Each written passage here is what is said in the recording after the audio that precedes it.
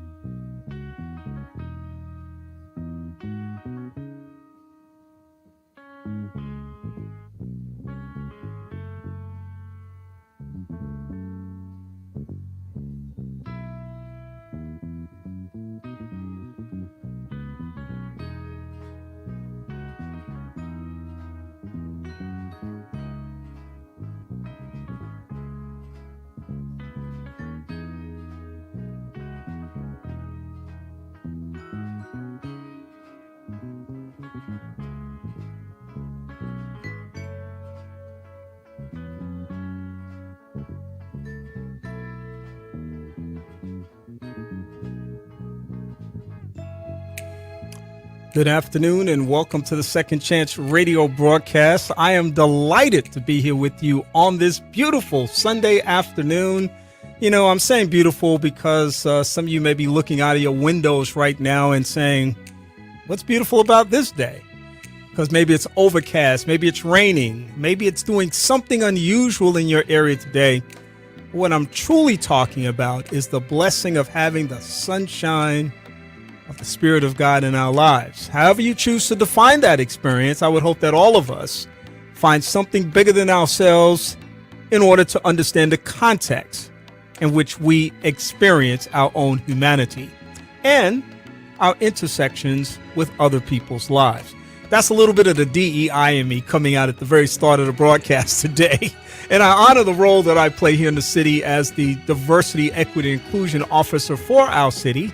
But I'm also honoring the fact that I've been here in this same position, not maybe in the same position, but I've been a part of this family here at WOCG first and then WJOU for the past 33 years. That's right. On November 1st of this year, we're going to start kicking off our march toward year number 34. And the beat just goes on and on and on. And I am absolutely thrilled, motivated, inspired, empowered to continue to do it as well as I think we've been doing it. In fact, what's really interesting about the journey for me, among so many other things, is that every single time I sit here, I feel like I'm learning something new. Not just because I have an opportunity to talk to so many wonderful guests, but just from the technological aspect, from the information aspect, from the context of being in an industry where we have a platform and have been given an opportunity to share information for such a time as this. This is extremely significant to me. So I'm honored to be here once again, back in the place after a whirlwind trip to Washington, D.C. I spent the last 2 to 3 days in Washington as a part of America Indivisible's public forum and council on inclusion. I was selected among a few other of my colleagues to be able to attend this very important conversation around the conversations of Islamophobia in our nation, as well as how do we really connect with, in meaningful ways and substantive ways, with marginalized communities. I learned a lot. I look forward to continuing that journey. I know my good friend, Dr. Keith Burton, will appreciate that, and I probably will throw something at him related to that experience. And, of course, we are delighted to have so many of the brothers here today on the broadcast for the Second Chance broadcast. My brother, Dr. Keith Burton, assalamu alaikum. Wa alaikum salam. Man, Kenny, it's great to be here. And in fact, 34 years, gone to 34 years. And I remember in the old days at on Oakwood Road. Oh. And we're looking at the longevity of this show, because remember, Sunday was a real community day. So you had Hugh Wilson's Caribbean Caravan, and then there was an Asian show. And so this is the one that survived. The one that has carried forward into this time. And we're really happy to be able to do it. A little backstory, those that have been with the show for as long as we've been here, perhaps, and there are people out there like that. We started on Monday nights at 6 o'clock, went from 6 to 6:30. The show really kind of started catching on, and we wanted a little bit more bandwidth to be able to talk and share. So Sunday was one of those days that had a lot of flexibility in it with some diversity of programming. And we were slipped into that 2 o'clock slot. And of course, the show just kept getting bigger and bigger. We said 1 hour just is not going to contain us. We got to have 2 hours. And really, I could do 3 or 4 hours on this show because I talk to so many fascinating people. Wow. Yeah, but it's just a privilege to be a part of the journey, Kenny. It really is. Yeah, well, listen, I was actually looking. I said, now, when did Keith start this journey? I want to say you started this journey somewhere around 2014, 2015, in terms of the consistency of the What's Going On panel. Yeah, it's been about 10 years, if not. Yeah.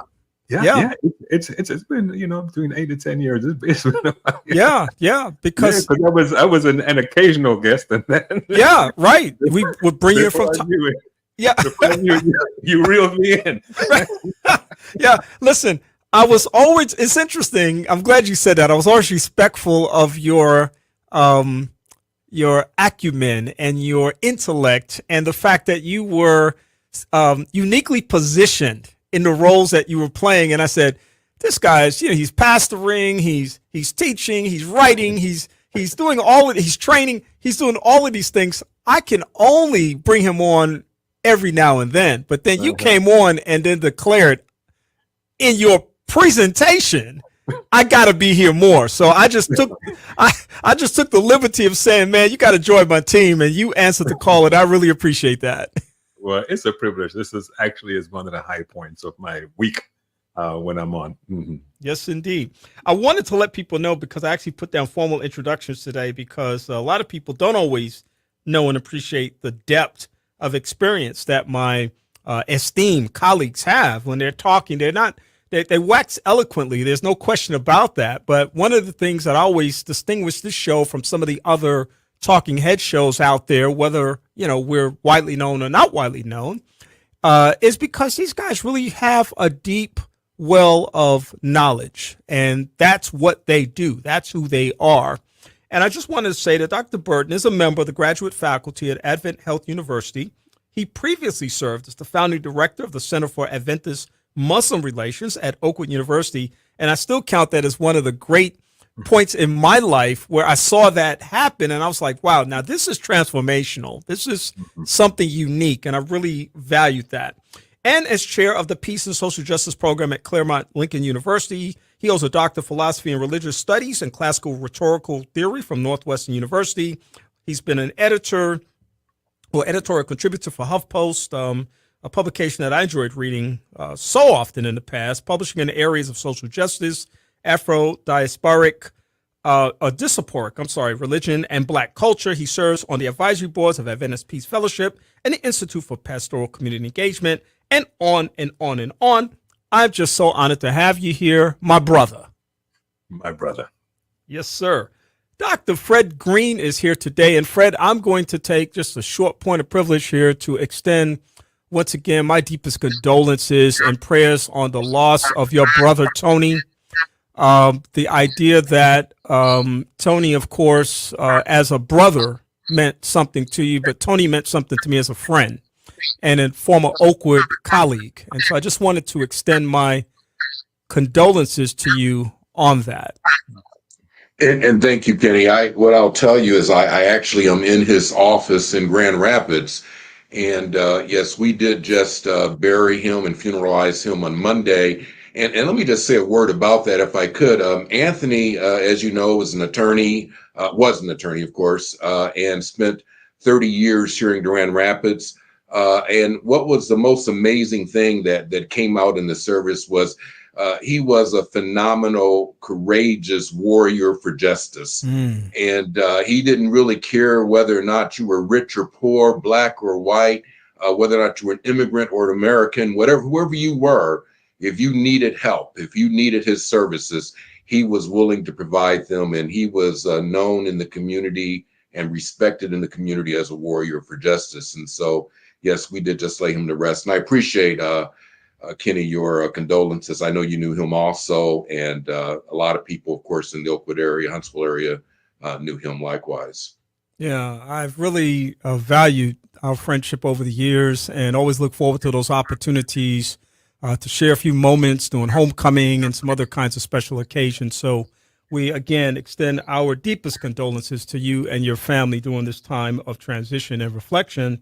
I wanted to let people know that Dr. Fred Greene is a dedicated, enthusiastic educational consultant and entrepreneur with over 35 years experience as a professor and administrator in higher education. He has taught classes in the areas of business management, law, leadership, ethics, entrepreneurship, organizational behavior, and criminal justice. His graduate degrees include a Juris Doctor in law from the University of Notre Dame, a Master of Laws degree in intellectual property law from Indiana University, and a Doctor of Philosophy degree in technology leadership and innovation from Purdue University. And of course, he's always continuing to pursue his academic excellence. And so we're so happy and honored to have him here with us today.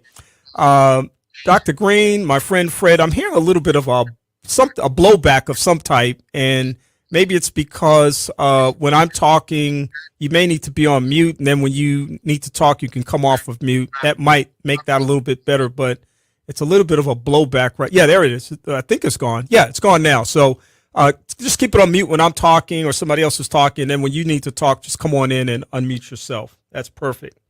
Also joining me today is a guest that I invited to come on the show. I haven't twisted his arm like I twisted Dr. Burton's arm yet, but I've been nudging him every now and then further and further to we're going to talk about the light side, not the dark side, which, coming to the light. That's what we want him to do. Ronald Brise is with us today. Ronald leverages a wealth of experience in governmental, legislative, political, and business arenas to represent the interests of clients. His expertise includes the areas of appropriations, business development, education, governmental and legislative affairs, public policy, and economic development. He currently chairs Gunster's Government Affairs and Lobbying Practice. He's an accomplished leader with more than 20 years of experience in telecom, energy, and utilities. As a thought leader in telecom, he has testified before the U.S. Senate on telecom issues, served on the Joint Board on Universal Service, and on the Universal Service Administrative Company.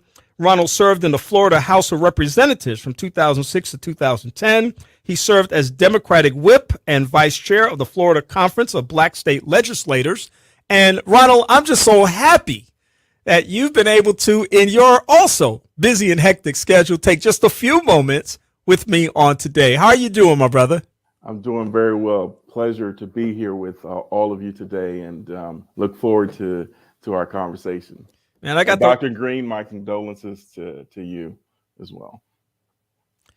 Well, look, I got the right guys at the right time. There's no question about that. And before I go too much further, I want to acknowledge the fact that every show this year dedicated to the life and legacy of my beautiful mother-in-law, Mother Ernestine Fletcher Tibbs, who Sonia and I are establishing a scholarship for at Alabama A&M University as a follow-up to two additional scholarships that we've already established at Calhoun Community College and at Oakwood. This one will go to Alabama A&M social work majors who are pursuing a degree as a bachelor's, master's, or they've got a brand new PhD program this fall. Students will be eligible for that scholarship beginning in 2025. And so we're excited about the opportunity to endow that scholarship. And we are just loving sending students to school and establishing a legacy in the honor of my parents in honor of my journey at Oakwood University, then college, and also at Alabama A&M University, which Mother Tibbs actually attended, did not graduate, but she wanted to major in social work. What a beautiful legacy, and we are definitely trying to honor that. I also want to recognize that Ronald is also a graduate of Oakwood University. I tell you, they say you start at Oakwood, you go anywhere. They say that at some other schools too. We might have been the originals, but I won't get into anything heavy this afternoon. No debates, all about love, and that's exactly what I want to start with. The brand new academic school year, and I celebrate my other alma mater, Alabama A&M University, 2,000 plus freshmen, a record enrollment at Alabama A&M University. Just looking at the image of that freshman class on Instagram and Facebook gave me chills. It was exciting for many reasons. I was an academician for many, many years in the classroom. I was an administrator as a chairperson, and also as a dean for 5 years. And this is always, next to graduation, one of my favorite times of year as this cycle of life begins once again. And I know that all of my brothers in this space can share that enthusiasm. I'm going to start with Keith in terms of just the significance of this time of year. As we think about all of the things that are happening transformationally, the pandemic, we're coming out of the virtual space a little bit more to in-person types of things, even though the hybrid thing is still in effect. We've got the affirmative action ruling by the Supreme Court. We've got our HBCU still in play. Start of a brand new school year. Just general thoughts about where you are in terms of this time of year. Well, this time of year is interesting for me. Working in the setting where I do, we're not a traditional school as it relates to the school year. So we're actually in a trimester system where classes are year round. Mm-hmm. And so whereas some folk have been off since May, we had a summer term that finished last week, and our fall term starts in another 2 weeks.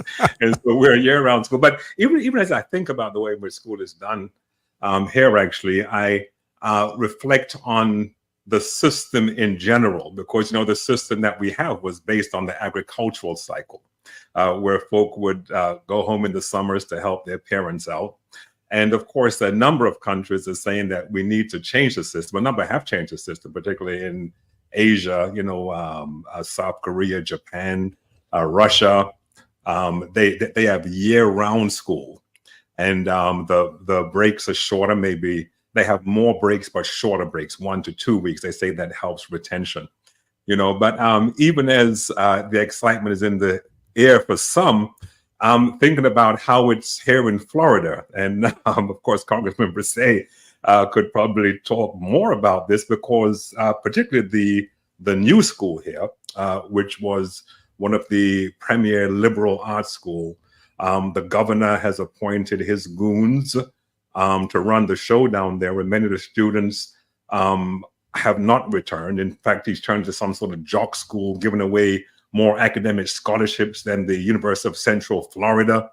And it's just a shame what's happening to education here. And even when we look at education, you know, and below the college level, we see that there is a new program here where military veterans who have 60 hours, they don't have to have a degree or an associate degree, but 60 undergraduate hours with 2.5 GPA.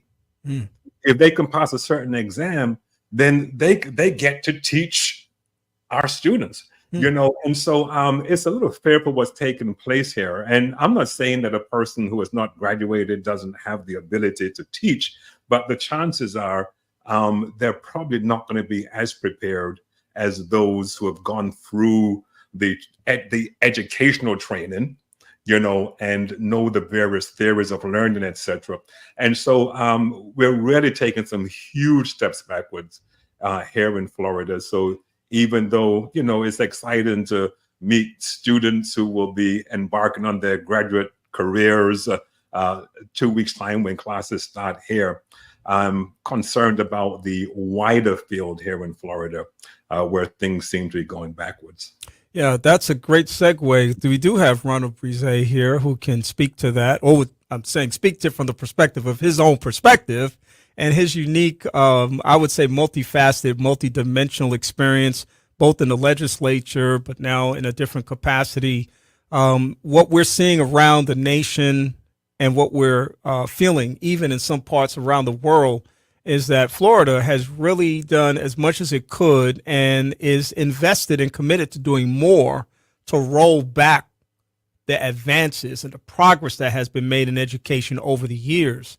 And we see this oftentimes defined as deliberate attacks or perceived as deliberate attacks on certain groups of people who have historically been marginalized and discriminated against and mistreated. I wonder what your perspective is about the heat in the state of Florida right now. I'm not talking about the weather. I'm talking about the heat of the education system as we continue to move forward in this very, very interesting time. Yeah, excellent question. I think that, as school is opening at all levels, what's in the air is really uncertainty, and uncertainty for parents, uncertainty for the students. The teachers don't know what they can teach, what they can say.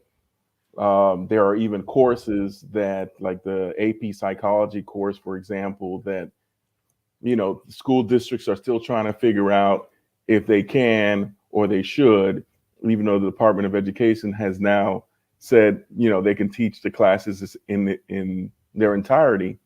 But there is fear that parents will then raise concerns and create all types of uncertainty in the system, which is unfortunate, right? I think that our teachers, primarily in our public schools, feel that they are under attack. And as Dr. Burton mentioned, there's an effort to displace long-standing teachers with folk who don't have the pedagogical training in order to teach, particularly in elementary and high school, right? It's one thing for you to say, okay, well, in this particular class, I'm going to bring in someone to teach this subject because we don't have the expertise here in the school. But to do many of the general subjects that are taught, to me is quite problematic, and therefore putting our schools and our students at a disadvantage. You have the position of the state with respect to the accreditation bodies. And so they are challenging the accreditation bodies and so forth. So all of these things create a lot of uncertainty. And so therefore there's a lot of concern, not only from a parental perspective, but from a student perspective. And what's probably going to catch people's attention, at least on the legislative side, there is starting to be a growing chorus of concern from the business community, right? As Florida has become a magnet because of the economic climate for companies to relocate here, part of their concerns are, one, where are our people's children going to be able to get educated, and will the families that come to Florida be comfortable as a result of the values which are espoused by the government? So these are real concerns across the body here in the state of Florida. Yeah, that whole notion of feeling that you're welcomed versus being unwelcome. And that, of course, creates lots of challenges and a destabilizing force as a consequence of these kinds of things that are going on. And that's one of the worst places to have a destabilizing force. You want your education to sit on a solid rock, a solid foundation that you can build on. That's something that's kind of moving about with the kind of uncertainty that you're talking about. Dr. Greene, of course, this is a big time of year for people in your shoes because you spent many, many years in the classroom now and enjoy teaching. I think you see this as part of your calling in life as well. And I just wonder what your thoughts are generally as we move into a brand new school year. You can address whatever level of education that you'd like to, or just general thoughts about the educational landscape that we're confronted with right now. Kenny, I agree with Dr. Burton and also with Dr. Brise that if you look at this time of year, it's an exciting time of year to see freshmen come in, to see people with all sorts of excitement that are coming back from a summer break, or I guess in the case of Dr. Burton, they're going all year, but still, a semester comes along and it is an exciting time of year. I think, as you said, Kenny, I think, other than graduation, this is that flip side of the coin as far as excitement. And so I've always enjoyed the start of a semester, the start of a school year. I am troubled, as both of you or all of you are, at what's happening in Florida. I'm troubled by what the Supreme Court thought they should do about affirmative action, which is very unfortunate. Just because you have votes doesn't mean that you have justice or righteousness as your cause. And, they believe that because they have a 6-3 majority, they can pretty much do what they want to do.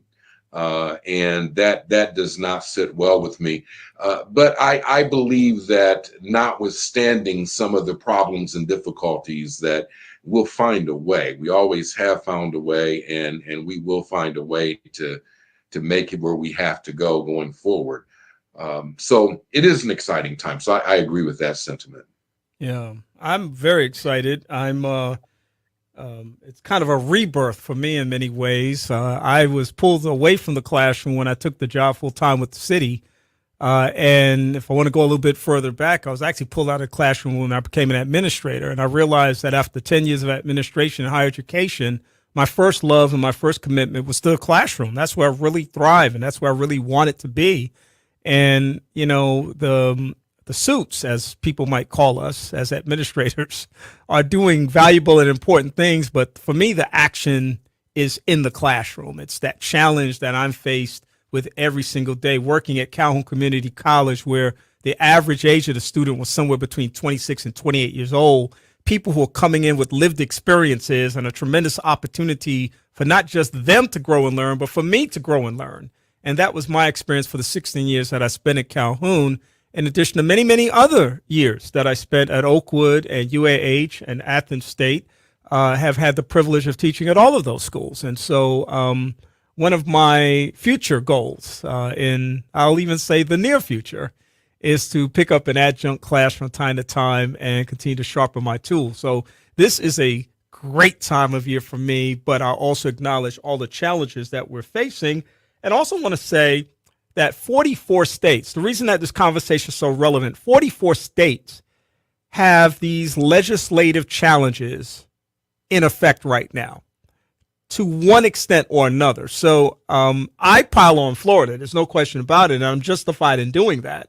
But what I want people to also know, that they need to be not looking down the road at Florida. They need to be looking at what's happening in their own states, because there are challenges everywhere, and they need to be doing it at a multi-level process. So I think they need to be looking at it from the local and state government level. So government, I think they need to be looking at it from the school board level, which is a local level, but also there's a state school board as well. They need to be looking at it from that level. And I think people also need to be thinking about it from the context of the actual institutions on the ground and the bottom line impact for those students. I wanted to ask you guys one more thing that's running through my mind about the start of a new school year. I'm thinking back oh my goodness, it's been 48 years for me since I was a freshman at Oakwood College at the time. 48 years. Keith, how old are your children?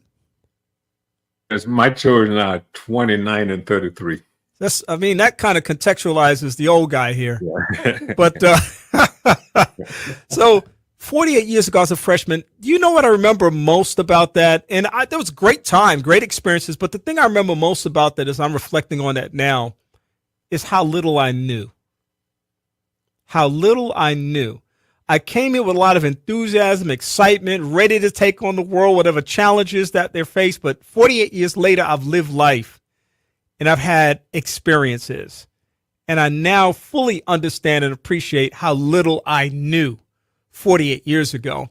I wonder what you all might remember about your freshman year. Ronald? It's interesting that you mentioned that. So, my freshman year started in 1992. So when I went to Oakwood, I thought I wanted to be a physician. And, it was one of these battles that I had between myself and my parents and myself, right, in terms of what I actually wanted to do.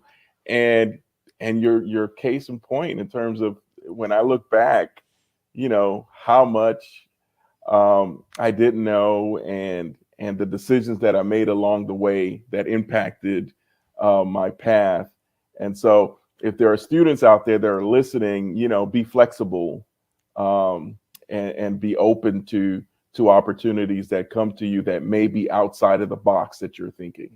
Yeah, that is excellent advice. Dr. Burton, your thoughts about your freshman year? Wow, my freshman year was actually started in January 1984. It's my first time in the United States. Flew over here January 13th, 1984. And I had an interesting background. I had been out of high school for about 4 or 5 years at that time. And, I was kind of getting away from myself. So once I'd been out of high school for that long, I would have been the equivalent of a high school dropout, actually. My grades were absolutely terrible, and I just had to leave that environment. And so when I went to Oakwood, it was a culture shock. It was my first time in my life being in an all Black environment, first time in my life. And of course, because of what I was taken from my high school days, I was wondering if I was going to be able to make it academically. And so I remember that, one of the things I guess about the British system is that even though I failed most of my classes there, all right, because of the liberal arts approach to education here, when I was in a life science class, I'd already done that stuff in high school. When I was in a mathematics class, I'd already done it in high school. And so I found myself excelling. And I still remember my first quarter. We're in the quarter system then, right? And I remember getting my report card, and for the first time in my life, seeing A's. I had all A's and A minuses. I was like, what in the world? And I was kind of looking for a prop over here. I can't find my glasses here. But I remember going into Miss Winslow was my English teacher. And I don't remember ever getting an A on the paper. I remember getting B pluses, etc. And I did get an A on that final paper. But I got an A for the class. And I went in there, I said, Mrs. Winslow, I think you made a mistake with my grade. And if anyone remembers Mrs. Winslow, she was kind of portly. She was retired. I think she taught at A&M, and she spent her retirement years at Oakwood. And she always used to sit around her desk, and she was always slumped like this, wore her glasses like this. I remember her looking at me saying, Mr. Burton, you earned that A. And I still remember that. And I was like, oh my goodness, I can do this. I can do this. And just knowing that there was something in me. And when I look back at my old report cards from high school, my students say, keep has potential, but he's lazy. I mean, I never did homework once in high school. Not once did I ever do homework. Papers, nothing, and Oakwood kind of just brought that back. And when I graduated from Oakwood 3.5 years later in 1987, and I had the highest grade, I know we talk about the valedictorian, but that was me. High school dropout and everything. And when I think about that journey, I'm like, wow. Yeah. That's amazing. Dr. Greene, your thoughts about your freshman year? I had an interesting freshman year. I graduated from Andrews Academy in 78, so I guess that's 45 years ago.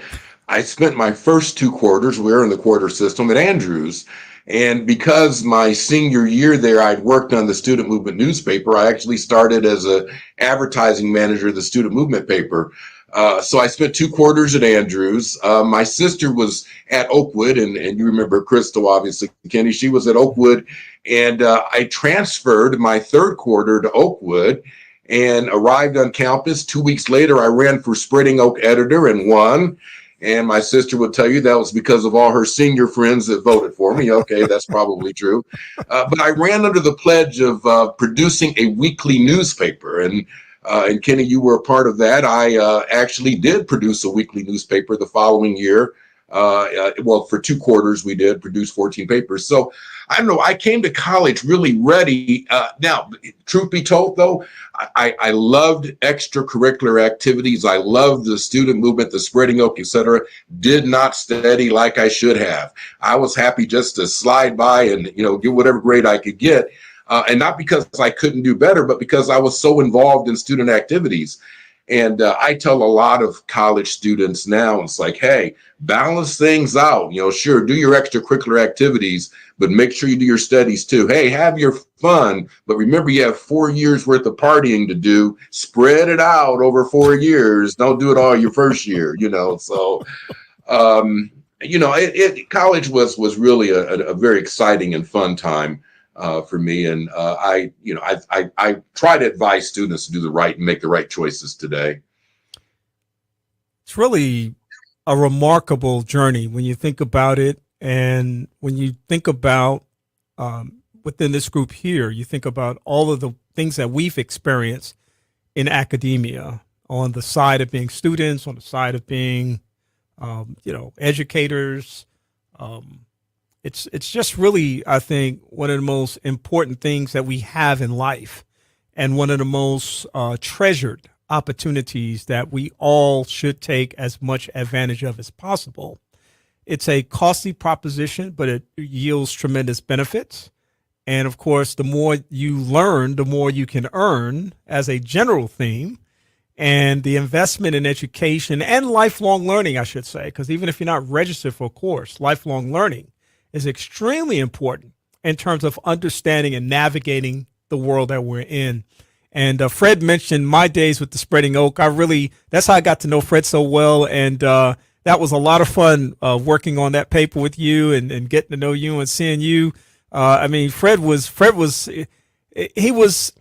a pioneer because he really expanded the scope of that work in a way that had not been experienced before. And he was a visionary leader in that context. And I think that was so important to the institution and had a profound impact. We had fun doing that work. And that's a great thing. I want to appreciate all of you for reflecting on the journey. And I wanted to turn our conversation a different direction, an unfortunate one at that. I am still trying to process the Maui wildfires. Just trying to process it. Every time I see another photo, I just am trying to process it, because the more it becomes clear to me that there are people who were literally in no-win situations. There was no way they were going to escape. It becomes even more profound about how deep this tragedy was and is, as the body count continues to climb well over 100 now. And the expectation that with just such a small percentage of the area searched, that there's certainly going to be many more statistics in terms of the numbers of people who lost their lives as a consequence of this. Property is one thing, but lost their lives. But when you start hearing the stories of the people, and now you also see this sort of devolving into a lot of finger pointing as well, which is kind of inevitable in this process. I wonder what your thoughts are about what you witness, what the world has witnessed, and just what your thoughts are generally about this incredible tragedy that is one of the worst fires in U.S. history now. Dr. Burton. Yeah, Kenny. As you mentioned, this is the worst fire they're saying in over 100 years. And we're looking at the loss of life over 100. They're saying that 2,700 structures just totally eradicated, cost of $3.2 billion. It's a huge tragedy.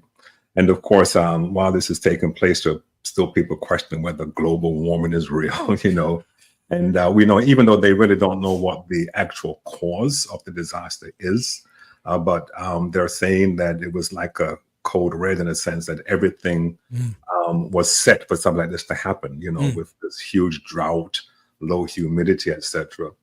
And when I see tragedies like this, I always think about the reality. There's an old Negro spiritual you can run on for a long time. I tell you, God Almighty going to cut you down. And I'm not saying these people are running from anything, but what I'm basically saying is that when it comes to terror and devastation, we often think about it in terms of war, but anywhere you are, tragedy can strike. Yeah. And I think, we've been talking a whole lot about colleagues of ours who have passed on, and again, condolences to Dr. Greene and his family, etc.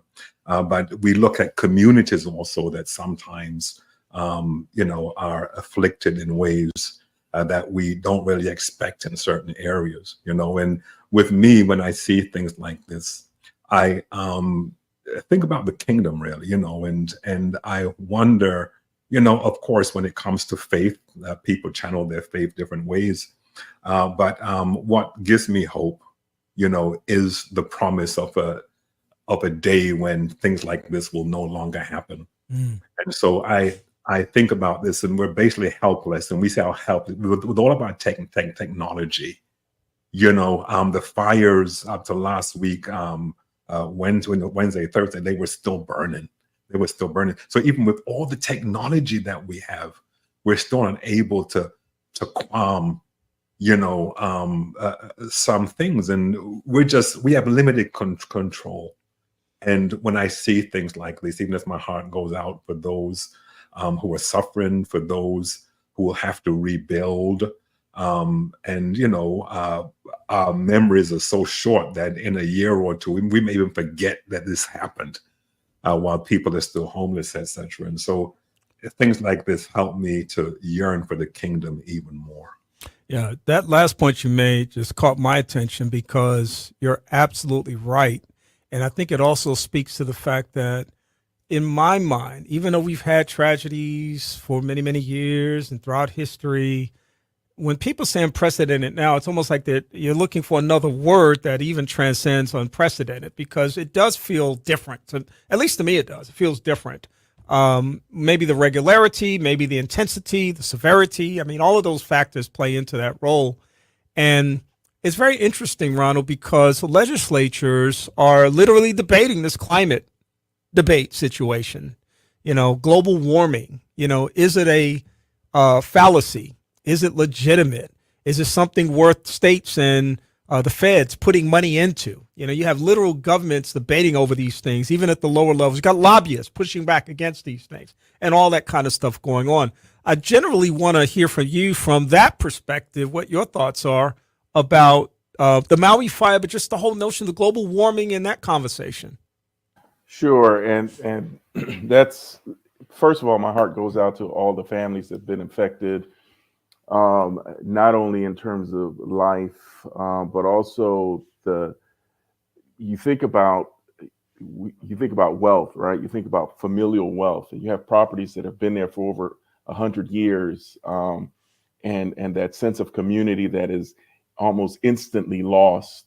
And so that's a very challenging time for that community and for us as a nation, right? I mean, the reality is that, here in Florida, and Dr. Burton, you don't live too far from me. Look, we are in advisory days, heat advisory days almost every day. I mean, for the past week. And so for anyone to say that there isn't some sort of change that is happening within our climate is living in a different planet. The challenge always is for policymakers is what to do, how much to spend, and how to do that, right? And unfortunately, there is a fundamental disagreement about who should be responsible for making that commitment to solve some of these challenges as much as we can, or to mitigate against some of these challenges. I mean, we also live in a state here in Florida that we have an insurance crisis that is completely out of control, right? And if people don't make the nexus between the increased amount of hurricanes that come in severity, so you may have less hurricanes, but you have hurricanes that have much higher severity, and so therefore the damage that is caused by the hurricanes cost a whole lot more. Then you have a policy conundrum that is being created. So I do think that as these things continue to happen, because I believe they will continue to happen, unfortunately, that's what it's going to take for some of the policymakers to finally realize that there are certain steps that need to be taken. You see the EPA came out with some rules as it relates to fossil fuels and the reduction of use of certain fossil fuels. So in my industry, right, there is great concern about the speed at which the EPA is asking for that to happen. And when you look at the utility companies who have to actually make the expenditures and pass that cost on to consumers, they're split in half, right? In terms of are these expenditures that we can pass on to consumers, and can they bear that expenditure, particularly during these times of inflation and so forth. So those are some of the policy challenges that policymakers have to make. And the most difficult thing that policymakers have to do at times is stand across from somebody and that is facing a difficult situation. And for you to then say, well, from a policy perspective, we're in a different place, but that person is facing a real life challenge in that moment.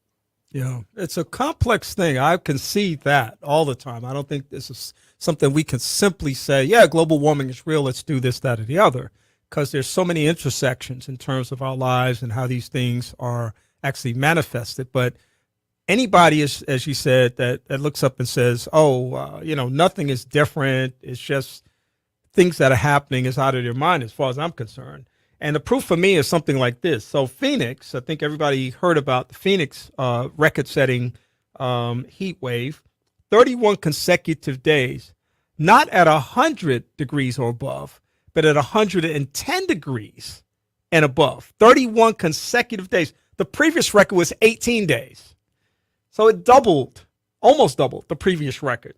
Las Vegas had 10 consecutive days at 110 degrees. Not 100 degrees, 110 degrees. It's like you can almost count at it. And my Floridian brothers, this is the one that really got my attention. Florida ocean water temperatures hit hot tub levels at 101.1 degrees. The ocean is baking and, of course, upsetting the ecosystem and much more.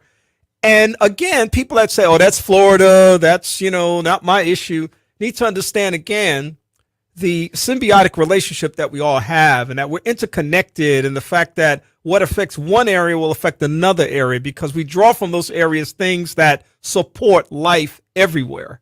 And so this is a serious thing, Dr. Greene, that we're talking about when we talk about people who snub their nose at global warming, or perhaps just say, oh, it's another hot day, I'll use a fan, make sure I'm air conditioned, keep it moving, the fall will be here soon. I mean, we're seeing unprecedented numbers of 1,000-year floods.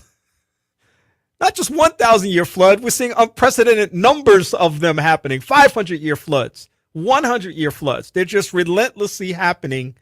There's something significant going on. What are your thoughts about this? I really have a hard time understanding why people can't believe science. I mean, we have the experts who are showing you the numbers. They're showing you the facts. They're saying, hey, this is what's going on. And it's not that difficult to understand. I mean, you can have your own, personal belief structure, but when scientists show you numbers that clearly indicate that something out of the ordinary is going on, and then they can show you that the thing that's happening is clearly caused by human activity, why do we have a problem believing something so factual? I don't understand that. And so, I shy away from trying to say, I mean, there are some people that say 97% of, climate scientists believe that global warming is real. I don't know if the number's that high. There's some people that question whether it's 97%, but I could tell you, I believe it's certainly in the 90s, and that it's pretty clear that the consensus of scientists whom we should respect, who are educated, who study the subject, are letting us know we're doing some things to planet Earth that are causing problems, and we have an obligation to actually to treat Mother Earth a little better than what we are. And the fact that, and I won't quote scripture, we could quote some scriptures, but so I'm with you all there that it's just baffling to me. When I find people that want to argue against doing the things we need to do to help bring this under control, I don't understand what that idea is about. Yeah. And of course, the indigenous people have always had great respect for the land, nature, and the preservation of those things, and understood that when we displace certain things and we create destabilization in certain things as relates to the land, as a consequence. It's basic and elementary in terms of understanding that, you do something, there's a consequence. And we have to acknowledge that, as you said. I did want to take a point to reference the passing of Elder Alvin Kibble, former president of the Allegheny East Conference. We got the word last Sunday, of course. This was news to a lot of people. Elder Kibble had been dealing with some health challenges over the last few years, but many of us have admired Elder Kibble over the years, saw him as a giant in ministry and leadership and more. I wonder if any of the brothers have any reflections. I'll ask Dr. Burton. I know that you probably have something you'd like to say about Elder Kibble. Yeah, Elder Kibble was that special type of person who knew everyone personally. And when I say knew everyone personally, if you see the testimonies, everyone has a story. Everyone has a story. And, he was a person, I believe we first met when I was a student at Oakwood back in the 80s. And I was, just going about my own business. He stopped me and talked to me, had a nice little conversation. Then the next time I saw him some years later, he remembered me, he actually remembered me. And he would actually call me from time to time to talk about, things that were going on at the school, and so he was very, very concerned about the university, and would talk to me about some of his concerns, etc. And he was just he was the person. He served, of course, as a conference president, and then, of course, served on the division level, vice presidency, what have you. But he was a person that cared about his church, cared about people, and wanted to really make a difference. And so I think the legacy that he leaves behind is going to be not something that's going to be measured in buildings or large endowments, but in the many, many people who have those personal accounts of him taking the time to sit down with them, to mentor them, to just show that he cares, And I think that's the best legacy anyone can leave behind. Yeah. Anyone else want to respond to the passing of Elder Kibble? I would just indicate, that his reputation, preceded him. He was known as a phenomenal administrator, as you said, when he was at Allegheny East Conference, and then, of course, as he became vice president of the General Conference. And if you ever went to meetings that he led out, he was a voice that spoke for justice, spoke for wanting things to be the way they should be, and he was a very resolute, very determined individual in a Christ-like way, but in a firm way. And so I think that, the church has lost a great leader, and from a tremendous family. We could just talk about his family and the legacy of his family would really tell you a lot about who he is and what the family values are.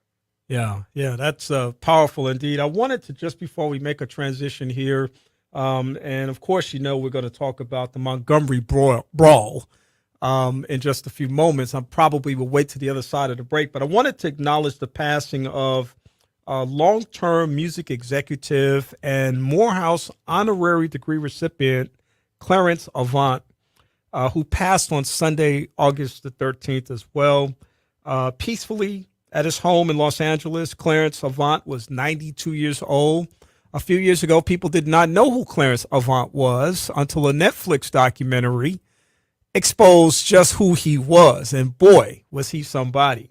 A pioneer of revolutionary business leadership, he earned the title the Black Godfather, a name that echoes his transformative influence in music, entertainment, politics, and sports. His indelible mark on our world continues to shape it for generations to come. His legacy encompasses founding record labels, introducing talents like Bill Withers, Sixto Rodriguez, and the iconic Jimmy Jam and Terry Lewis to the world. He orchestrated the sale of Stax Records, conducted the rhythm of Motown Records, and became the first African-American board member at Polygram.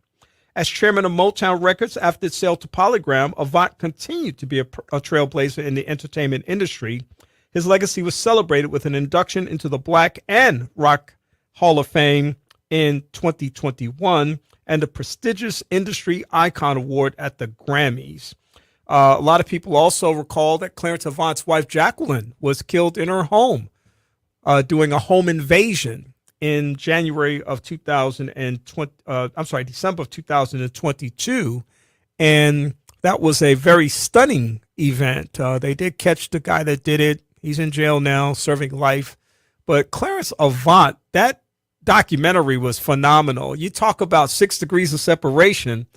In certain circles with Clarence Avant, there was only 1 degree of separation. I mean, from power wielders in all industries had that connection to him in some way, and they talked about him in very unique and specific ways. Clarence Avant, again, 92 years old, the Godfather, the Black Godfather, passing this past Sunday, and we wanted to acknowledge that.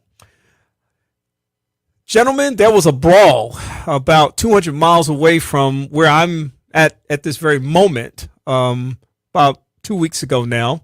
It has made national and international headlines. It has probably resulted in the most interesting and creative and innovative memes that I've seen in a long time, because incidents like these create memes. And of course, it has also created some characters that are both animate and inanimate as a consequence of what is now known as the Montgomery Brawl. When we come back in just a moment, I want the brothers to be prepared to talk about the Montgomery Brawl. And what I really want to talk about is what many people suggest this brawl symbolizes in terms of the pieces and parts. And I want you to just identify whatever part you whatever part resonates with you most. And I want you to unpack that thing, because I've been listening to a lot of commentary and it's gotten deep actually, but I think it is really revealing in terms of the juxtaposition of where we are in life today and issues of social justice and racial tensions and the whole issue of empowerment, entitlement, privilege, and more. And I want to talk about that on the other side of this very short break that we're going to take right now. Gentlemen, we'll be back in just a moment. Ladies and gentlemen who are listening this afternoon, we'll be back in just a moment with more of the Second Chance radio broadcast. I'm Kenny Anderson, and I hope that you will definitely take full advantage of this conversation that's about to go down in just a few moments. We'll be back with that in just a few moments. Why do we say praise 90.1 FM? Because the blessing is in the praise. Jesus, I praise your name forever. Your words proclaim I'll serve you. Ain't no need to worry what the night is gonna bring. Don't you worry about it. It'll be all over in the morning.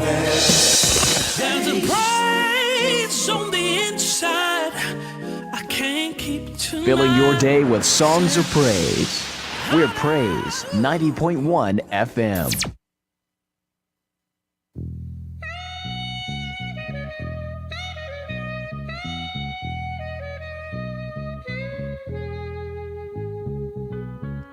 Welcome to the second hour of the What's Going On segment of the Second Chance radio broadcast. My conversation this afternoon centering around a variety of different topics with Dr. Keith Burton, Ronald Brise, and Dr. Frederick Greene joining me for commentary and insight on a bunch of stuff. I just set the context for this incident that occurred in the city of Montgomery, just 200 miles away from Huntsville, where I am right now. This fight between those individuals who were charged and identified by authorities as white and a black co-captain of a riverboat, whose name was Damian Pickett, stemmed from a dispute over a dockside parking spot. It quickly escalated into a widespread brawl when a group of bystanders joined the fray. According to one witness, a racial slur was used in the incident, which was caught on video and captured national attention. Largely broke down along racial lines in a city with both a fraught history of racial violence and a proud place in the civil rights movement. So there's so much there in terms of what one might unpack. I'm going to start with Dr. Burton, your perspectives on the Montgomery brawl. Wow, perspectives. And now, of course, there's a lot of humor going around in the sense that, you know, some of the things, this is something that couldn't be scripted. You know, here's someone who's being picked about a thing, then the hat goes up, you know, and it's like a Batman to the world sort of thing, you know, and then the 16-year-old that jumped in the water to come to the, you know, so I think there were some light moments when I first saw it. You know, I could understand why it attracted so much excitement, but then I also think that it's indeed a symbol of the time in which we're in. Particularly when we have half of our nation back in a person who has obvious, you know, fascist and racist views. And also the whole idea, you mentioned earlier, the whole idea of privilege that, you know, someone who has the authority says you can't leave your boat there. And they said, we're going to leave it here anyhow, but you need to move it. No, we're not going to move it. And then all of a sudden they jump him, you know, and I'm wondering if this is the start of something or if this is an isolated incident, you know. So this weekend, my wife and I were in Charleston, South Carolina, you know, and we were down there to go to International African American Museum, and I actually got a chance to go to the Yoruba Village, which is an interesting stuff. But as I was there, because I didn't realize how segregated Charleston was, and so on Sabbath last week I did go to a church down there in North Charleston, which was, you know, pretty much a black neighborhood, but where we were and where we stayed, where we got our hotel, you could basically count the black folk on one hand. And because of what was happening, and you're always looking to see if there's a Starbucks, you feel a little bit better because you're thinking, well, okay, you know, this is probably more of an enlightened group in a sense, you know, but you're still wondering whether it can happen in your space. You know, it can happen in your space, and I think about my son too, you know, and others, you know. What can happen in their spaces, particularly when they're in areas where people feel entitled, where people are more emboldened in a sense. And so, yes, I've laughed at a few of the memes, and you know, one of our colleagues mentioned that the Facebook algorithms, you know, send them an ad for chairs, for folding chairs, you know, and so there were some funny, there were some things to laugh at. But even as I think about the book I'm reading right now, actually, The Half Have Never Been Told, you know, the history of slavery, how folk, you know, got hurt for fighting back. And I think about that. In fact, I just finished another book last week, Tack is War, looking at some of the slave rebellions in Jamaica, etc. And I'm thinking about how the power, if I could use that term, sometimes responds to incidents when Black folk decide that we're not taking it anymore. Yeah. You know, And so for me, it's sort of like a hush, a lull, a calm moment, hoping that this was sort of like a one-off in a sense, but almost expecting that it may turn into something that none of us likes. Yeah. I've been calling it the 2023 version of Fannie Lou Hamer's sick and tired of being sick and tired moment. And I think that at some level, that's what we're seeing. We're seeing people that are saying, I'm not going to take it anymore. I'm hearing all of this pushback. You're trying to put us back in cages and prisons and you're trying to take away our rights and that kind of stuff. And some people out there saying, we're not going to take that. We're not going to stand for that. And we're going to coalesce around those individuals who are being attacked as a consequence of that. So there's a lot, I think, that people need to look at below the surface of the blows that were being thrown and the chair that was being wielded, to understand that this really represents something about the times that we're living in and some of the tensions that we're facing in our world today. Dr. Greene, your thoughts about the Montgomery Brawl? Well, I really would almost want to be silent because I'm going to go in a different direction. So let me just go there. I believe and understand everything that you all are saying. And I don't, it's not that I disagree. It's just that I want to have hope. And the hope that I want to have is that xenophobia and the idea of being scared of someone different, of the stranger, is something that we are willing as a nation to conquer. I want to have hope that instead of this being a representation of something in the future, that it's a wake-up call for all of us, Black and white, and all other races, to recognize that we all are humans and that we all should have the same love for one another that Christ had for us all. And even if you're not a Christian, if you go back and look at what the chart of the United Nations, it talks about treating everyone with brotherhood and relating to people with a sense of brotherhood. So, once again, I'm mindful. I'm not naive. Yes, I grew up in Michigan in the north, but also grew up in Alabama in the south, and have lived on both sides of the Mason-Dixon line. I think I have a clear understanding of race and racial issues. I used to teach race and ethnicity as a class.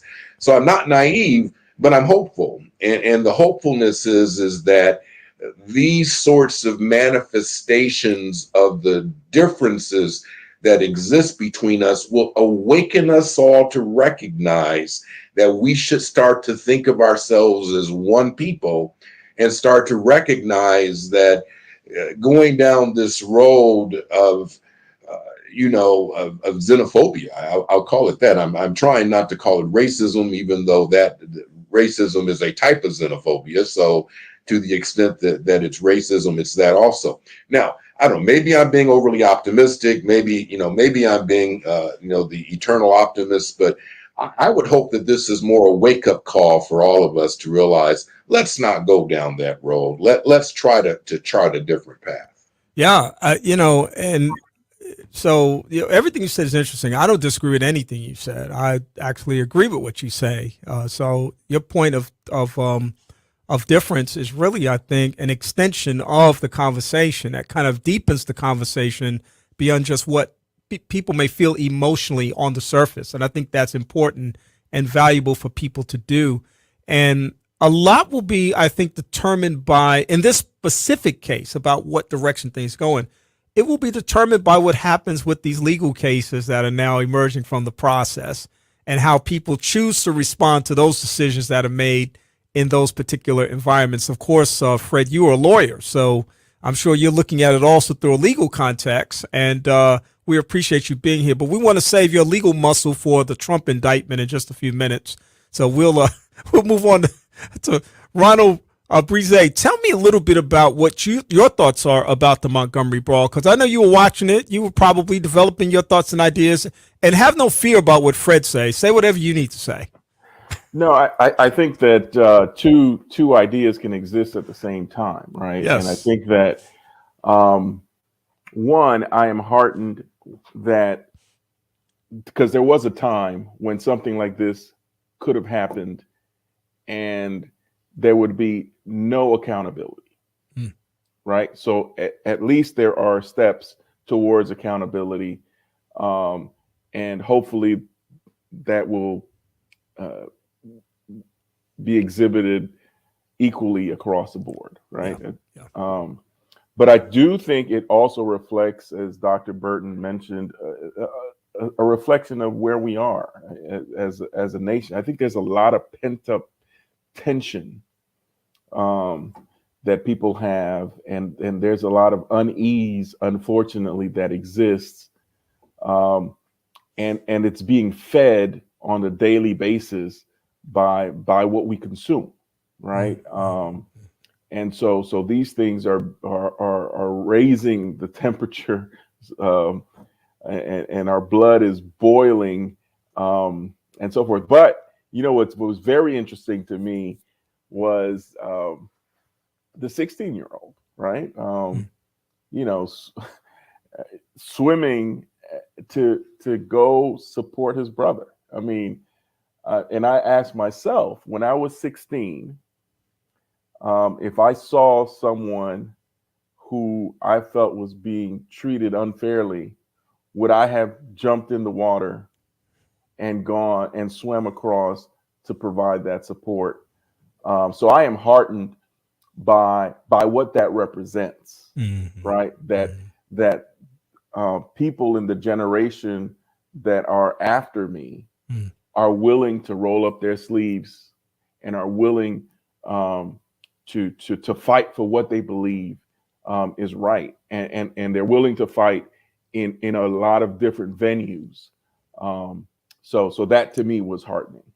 Yeah, and in a lot of ways, I even see that as an extension of the response to the Trayvon Martin killing when the Black Lives Matter movement rose up. That was not a movement of faith community leaders, well established, and political leaders well established, and other organizational leaders well established. That was a lot of young people talking on social media and being able to bring energy around this awareness and education about the challenges, and then coalesce around Sabrina Fulton and Trayvon's dad for doing that very difficult and challenging time to help give us some context as to what was going on and what the challenges are faced. Every one of us, and I remember, Keith, we did a photo shoot one Sunday when the Trayvon Martin murder took place, and Daryl Ezel had his hood and I have my hood, you had your hood.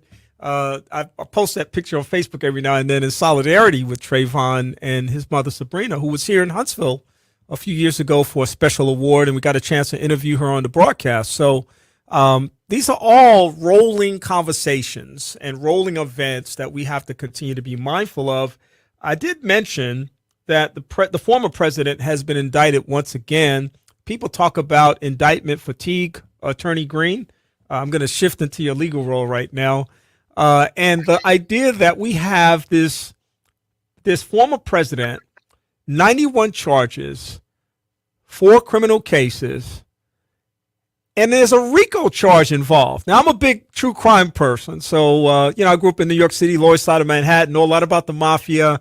And RICO was basically a consequence of trying to rope in the mafia and these criminal organizations, these organizations and individuals who had different hierarchies, perhaps, but, they had major players on the top, but you had all these other lower level players that kind of fed into the process. We're going to get them all as a consequence of the crimes that they committed. And this last indictment now includes a RICO charge. To me, that is stunning in one sense. But I wonder what your general thoughts are about this 4th indictment and these 91 charges. And I would wonder also, do you have an opinion about what the strongest case, which state has which area, because there's federal and state stuff going on at the same time, which area has the strongest case? I would say a couple of things. One, RICO, if you go back and look at the history of RICO, you really have to go back to Lyndon Johnson, Robert F. Kennedy as Attorney General, and that era when RICO really came into being. And RICO at that time was more focused on organized crime, but we've seen expansion after expansion. I mean, where it's gone after people who bomb abortion clinics, people who do all sorts of violent protests, and so and going after all sorts of different business entities. And so RICO has really expanded way beyond just organized crime in the last 50 years. And so there's nothing shocking, particularly about looking at this sort of behavior and seeing RICO behavior, where you have a conspiracy of people who are essentially conspiring to break the law. Is it shocking, though, Fred, that this is a former president of the United States involved in this indictment? That should be shocking on some level. It's shocking, other than the fact it's number 4. Okay, so I mean, it was really shocking the first time in New York. Then it was shocking the next time when the feds finally did it, and with the document case, and then the third time when they did it with January 6th. And so I don't know. It's still shocking, but it starts to be less shocking because it's indictment number 4, and as you said, 91 different counts. So to that extent, what I would say though is, when you ask what's the strongest case, I don't know. I don't have all the evidence, but I do have a guess. I mean, when you have, if you look at, for example, the New York case, where you already have an attorney who's already gone to prison, who's already pled guilty to behavior that's exactly the behavior that's being charged. Okay, that's an interesting dichotomy there. Okay, and I refer to the payments being made. The payments that were mischaracterized as business expenses, etc. So I don't know. I think January 6th was the most damaging behavior. I think when you start talking about insurrection behavior, that's serious conduct. And there are people out there who make the argument, and some of them make it quite eloquently, that he should be prohibited from running for president under the 14th Amendment, which prohibits people who have engaged in insurrection against the federal government from running for office. I'm not sure how that would play out. I would say that there are probably some court systems where you could bring that sort of charge and it would work out. I'm just not sure what happens when you get to that 6-3 majority at the United States Supreme Court. I don't know whether that theory holds up when you get there. I hate to be political that way, but I mean, that's how they're ruling. They're ruling, with the sense of, we have the majority and the majority rules, and what we want, what's going to happen. So, yes, of course, it's shocking to see a president. But I'll just say this to you, as someone who watched the behavior of this president in the 4 years in office, I'm not shocked that he is now facing the consequences of behavior that he engaged in, not only while in office, but after leaving office. And so I think, it's where it should be to that extent. Well, Ronald, maybe the shocking thing about this thing is really about the fact that he continues to be the front runner with no legitimate competition. None. He will prevail, as all evidence now suggests he will prevail through the primaries as the front runner and become the Republican nomination for president of the United States. Your thoughts about this debacle that our nation is in right now, because that's really how it should be looked at. Yeah, that is what is truly shocking to me. I mean, normally a party is about its own survival, right? And I think that part of the challenge that Republicans face is that 33%, right? That roughly between 30 and 33% of the primary voter that the former president has captured, and so that puts every one of the candidates sort of in a box, so that they can't move away from him without having a chance to succeed in the primary. The other piece that's shocking to me as well is that even though the polls have the general election sort of at a tie right now, if the election were to be held today, I still believe that when it's time for the election, that the former president is likely to lose. So against the current occupant, right, of the White House. And so why would you chance it, right? Why would you chance that by supporting someone that, you know, under any circumstance is likely the only one of your candidates that is that close in terms of losing, right? Because I think most other polls show that almost any other candidate has a much better shot at winning the White House than the former occupant of the White House. So it's unfortunate that that's where we are as a nation, and really it shows the lack of courage or conviction by these candidates, right? That if it were anyone else, their position would be very different as it relates to this. So you think about the juxtaposition of, you have a governor that removes a district attorney for running on a platform that says, I am going to work from the standpoint of restorative justice, right? You remove that person from office because you feel the person is not doing their job. They haven't done anything illegal. They haven't done anything in that regard. But you are the same person that's supporting someone and saying that the justice system should not apply to the former president. So to me, it's just one of these things that these gymnastics are just so interesting to me, and it's unfortunate because the message that we're passing on to the next generation, and the message that we're passing on to our allies and other countries is a horrible message that we are no longer a country of laws. Dr. Burton, I want to ask you this question because I get the sense, and I don't know this for a fact, but I get the sense that a lot of people feel weary with all of this stuff that's going on. They're weary about what has happened with the former president and some of the other political gymnastics that are taking place within the Republican Party. But they're also weary about Biden and the fact of his age, the fact that the messaging from the Democratic Party is still some of the worst messaging that you can find. And there are a lot of people just kind of holding their nose until November 2024. I mean, whatever happens between now and then, I get the sense that a lot of people have decided on this day that they know exactly who they're going to vote for.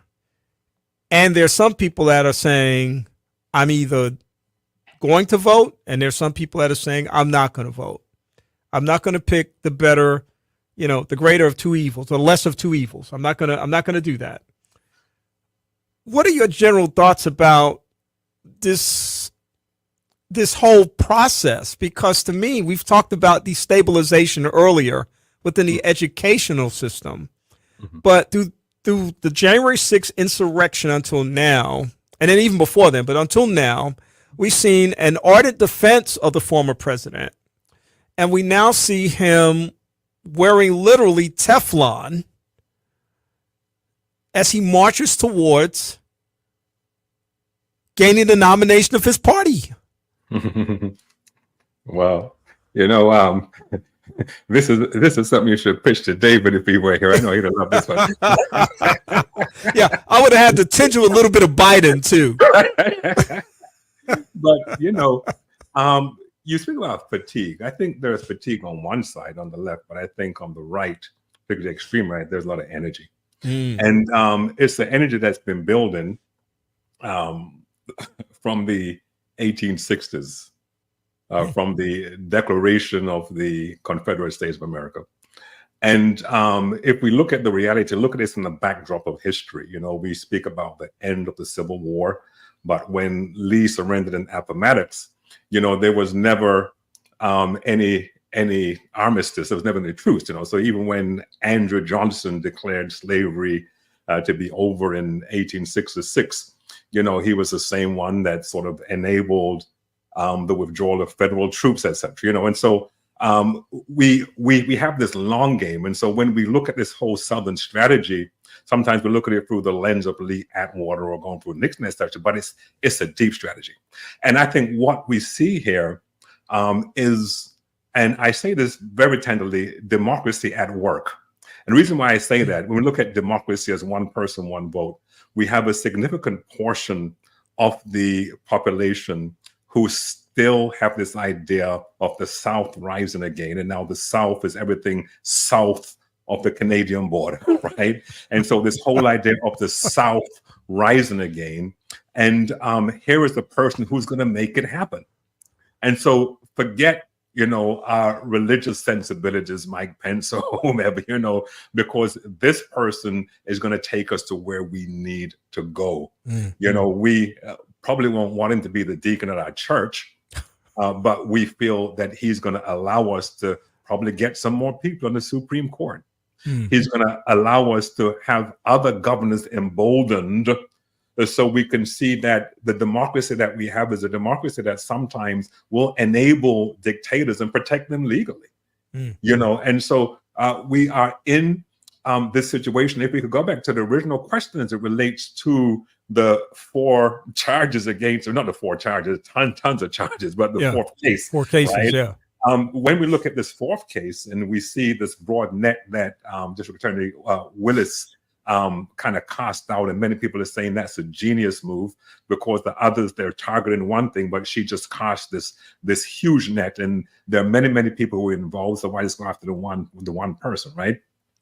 But if you notice, Meadows is trying to get this moved into federal court. Why is that? Because if the hero gets in, he's all right. He's going to be fine. And so again, we are at this crossroads over here where there are people who are still holding on to old wounds, who still see this whole thing that Ali Russell Hoskell talks about in a book, Anger More Than the American Right. I forget the title. That's the subtitle of the book, where many people feel like they're strangers in their own land. In fact, that might be the title of the book. They feel like they're strangers in their own land.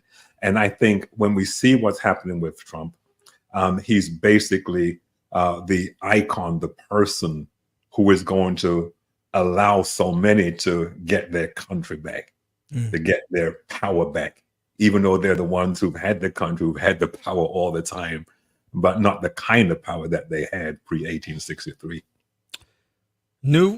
13 new charges against the former president, violation of the Georgia RICO Act, solicitation of violation of oath by public officer, conspiracy to commit impersonating a public officer, conspiracy to commit forgery in the first degree, conspiracy to commit false statements in writings, conspiracy to commit filing false documents, conspiracy to commit forgery in the first degree, conspiracy to commit false statements and writings, filing false documents, solicitation of violation of oath by public officer, false statements and writings, solicitation of violation of oath by public officer, false statements and writings. The judge in this case or the district attorney and the judge and the legal representation are really looking at fast tracking this thing. Of course, a lot of people are saying with all of these co-defendants, 18 or more, these co-defendants, it's not going to happen overnight.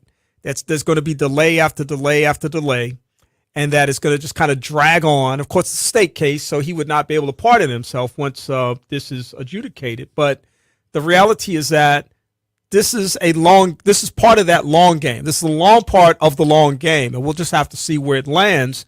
But the surreal part of this for me is that this is in a political year. And the other surreal part of this for me is that I was alive when Richard Nixon left office. And when you juxtapose the disposition of Richard Nixon when he left office and the sentiment of his party as a consequence of that, and you look at what's happening now, I think it reveals a lot about the times that we're in right now and says a lot about the political landscape that we're in as well.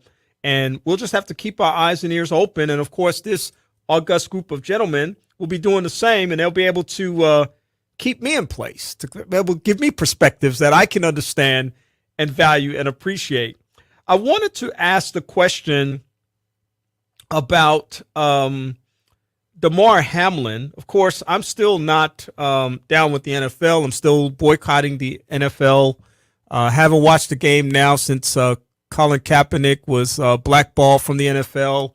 But I do want to ask about Damar Hamlin's first game since his cardiac arrest, because now we've got the Bronny James cardiac incident, LeBron James' son. We've got increased interest and attention being given to these kinds of things. Again, these are young men. Of course, Bronny's even younger than Damar Hamlin. But, you know, a lot of people have looked at Damar Hamlin and said, listen, it's his life. It's his choice. If he wants to get back on that field and risk kind of a freak incident happening again, or maybe a residual impact from what happened before, that's his life to choose. I don't know that I would get back on the field, but I also understand the impact of being selected to the NFL and the lure that provides for some people, even though for most NFLers, it's a very short career for one reason or another. You know, NFLers don't have, the average NFLer only plays for about 4 years, and that's the average NFLer. So, you know, very short careers with a lot on the line, maybe a lot of money on the front end to be made, and that's the lure, that's the appeal. But Damar Hamlin's back on the field. I know I'm boycotting the NFL, but I stay up to speed. Fred, are you a boycott? Are you down with the NFL? Ronald, are you a boycott? Are you down with the NFL? No, I generally agree with you, Kenny. I've avoided the NFL.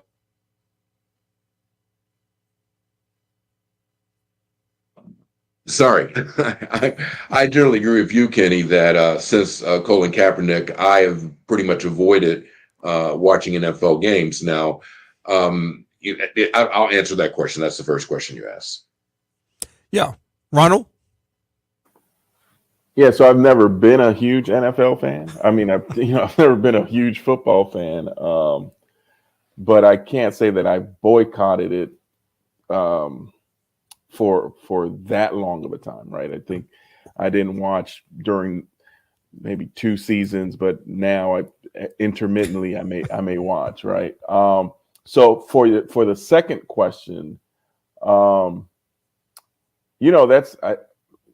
things are very personal choices, right? I think for individuals, I think of myself in what I do. If something happened to me and I had the chance that would have normally taken me out of being able to do what I love to do, and I had the opportunity to do it again, would I take that opportunity to do it again, right? And so I view it in that sense. So it's a risk reward for each individual. Now, clearly, the risk is a lot higher. I mean, I don't have people trying to tackle me, right, and take me out every time I touch the ball or I step on the field. So that's a little bit different. But I think it's a very personal choice. I do think that, something has to be done to try to figure out, what's causing some of these sort of anomalous cases that are occurring. I am heartened. So my kids are one is in high school, one is in middle school. And so, as part of the health physical right now, they're asking for EKGs and all of that. Some will say, well, the EKG doesn't really tell you much unless you're having an episode. But at least you have a baseline to determine what's going on. The more importantly is ensuring that athletic facilities at all levels have the proper equipment to deal with people in case they have these type of instances, and people are trained to use the equipment effectively. Yeah. That last point I think is solid gold because that's why DeMar Hamlin is alive today. Rapid response, adequate training, resources, right to the hospital, got the help that he needed. And that, of course, is very important. Dr. Burton, I know you and I have talked football from time to time because we appreciate and value the real football. There's a game called football, but football is a real game and an even more popular game around the world. And we know the World Cup is going right now. Before I talk World Cup with you, I want to ask you about the rumor that I heard about you, that you have Messi fever. No. I mean, here in Florida, yes, you know, but I guess I'm the only one in Florida who's been inoculated, right. You know. Well, hey, listen, that was like about as big a news item as anything could have been in Florida. It's probably as big as any announcement about a storm coming through or anything else. This is a football storm that's come through, and he's producing. I mean, he's an awesome player, one of the best in history, and certainly a big deal for Florida right now. Right, you know, and I think it's a wise economic choice on his part, you know. be a very, very big fish in a big pond, you know. Right. Absolutely. Yeah, no, but of course, you know, the Women's World Cup is going on now. Yeah. Right, and so today, Sunday, I haven't looked at the results yet to see if England, if the women brought it home over Spain. Yeah. This would be monumental. It's the first time that both of them have actually reached this far. Yeah. In the competition. So it's going to be interesting to see what happens after the show. I guess I need to check what I missed on Sunday morning. Yeah, listen, somebody will probably hit us up in the chat box and let us know what's going on, what we've missed along the way. Were you surprised that the U.S. women's team went out like they did? Not really, and here's why. The U.S. women's team had a long run, and I think it was a run that was due to the fact that most countries that have football as the primary sport had as a men's sport, really, you know. And so I think what the U.S. women's football did was basically helped to raise the status of women's football in other countries, you know. And so I happened to be in England. It was last year when the English team won the European finals. And oh my goodness, I mean, it was just, you know, because the last time the men did something like that was back in the 60s or something. Yeah, and so I think that's the good thing that that the United States women's football has done. I think it's raised the quality of women's football across the globe. Yeah, and I do think that women's football over here should be commended for that. For raising the status and raising the salaries and everything else. Yeah. You know, yeah. Yeah.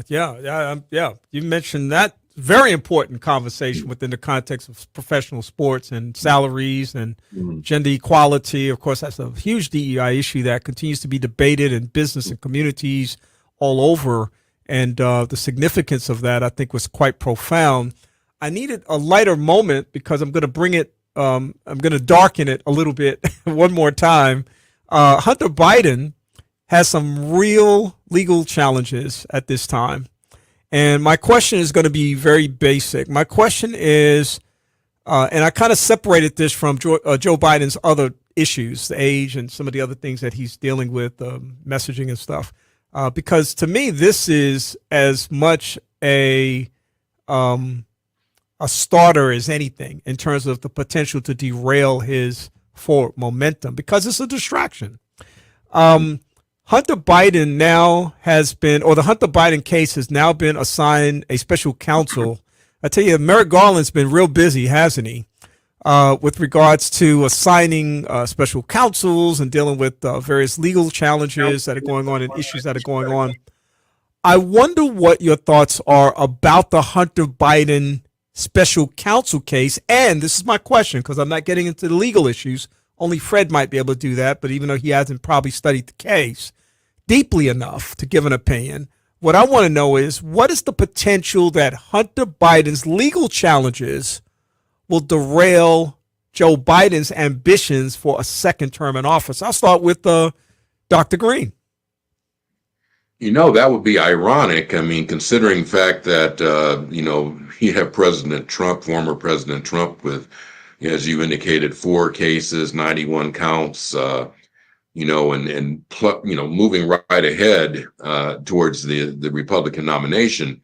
I would find that to be ironic. I would say that, I understand Merrick Garland, who prides himself on being a fair, balanced sort of attorney general, felt the need to go ahead and appoint someone there.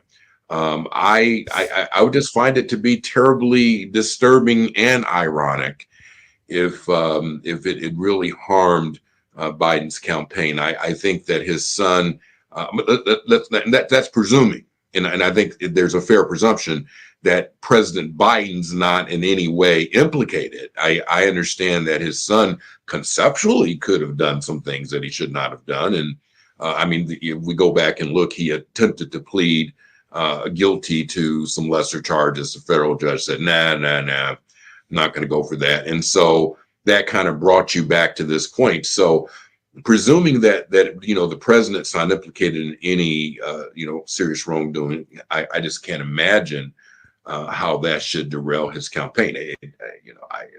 I'm not going to be a prognosticator because I can't predict the future, but it just seems that would be more than ironic. That would be tragic.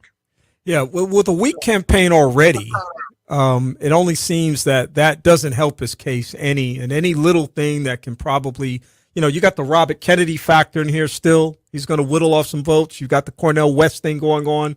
That's going to whittle off some votes. He really needs every vote that's available out there, and he definitely needs support from independents. I think he's got some real issues with the Hunter Biden thing, only because we're kind of in a political landscape now where it's kind of tit for tat. The Republicans are fussing about the things that are being done on the side of the Democrats. The Democrats are saying, well, you're not doing enough on the Republican side. And it's just a lot of street fighting right now. And it's like, at some point in a street fight, you always have the inevitable person that knows that they're getting beat and they do something unfair to kind of balance the fight or to win the fight. And that's kind of where it feels sometimes right now. Dr. Burton, I wonder what your thoughts are about the Hunter Biden situation right now, because it just seems to add a little bit more weight. And interestingly, I like, as this is where David Person would come in and say, our good friend David, he'd come in and say, I like the fact that Biden's strategy, the president's strategy, is to stand by his son. I love my son. I support my son. I'm going to stand with my son. That's Joe's position. And Dave likes that. And of course, this is the part where Stephen Foster would get, our good friend Stephen, would get very upset because he thinks Merrick Garland moves like molasses. He said Merrick Garland could have done these things a long time ago. What's he been waiting for? Why'd he pull the trigger so late? And so there's a lot of things happening here at a lot of different levels. I'm speaking for my brothers today. What are your thoughts about the Hunter Biden situation? Merrick Garland is an interesting fellow. I think he tries to have this sort of impartial, neutral stance. But then when he makes decisions, sometimes they have this political tinge to it. Okay. And so our special counsel is David Weiss, who was appointed by Donald J. Trump. Okay. And so I think there's a political motive behind that, because he's saying, okay, special counsel, Trump appointed, sort of thing. And, it's a complicated thing with Hunter Biden when we look at his privilege, in a sense, and wondering if that is going to be his father's Achilles heel. And of course, it's not that his father made him do everything that he did, but his father certainly his status did enable it. So we're thinking about, for instance, when he graduated Yale with law degree in '96, joined MBNA, and within 2 years, he was an executive vice president, within 2 years. Go figure. Appointed to the United States the Department of Commerce by Clinton, even appointed to the Amtrak board by George Bush, and so he's had all of these opportunities. And of course, when we look at his involvement with Burisma, where he's pulling $50,000 a month for pretty much nothing, and the 10% shares that he bought into the China company, etc. I mean, he's been privileged a whole lot with the sort of open, and I don't want to say the word corruption, but open privilege that many may think is unethical, that will get most of us in trouble.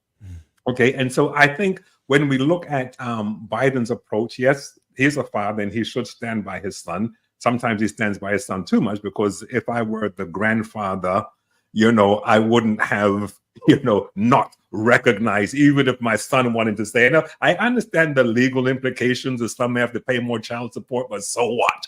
That sort of thing, But at a certain time, if things happen with his son, then one could say, well, this is just the price of celebrity when someone is able to capitalize off their father's status and do things that others can't do, that may be on the border of unethical or even illegal.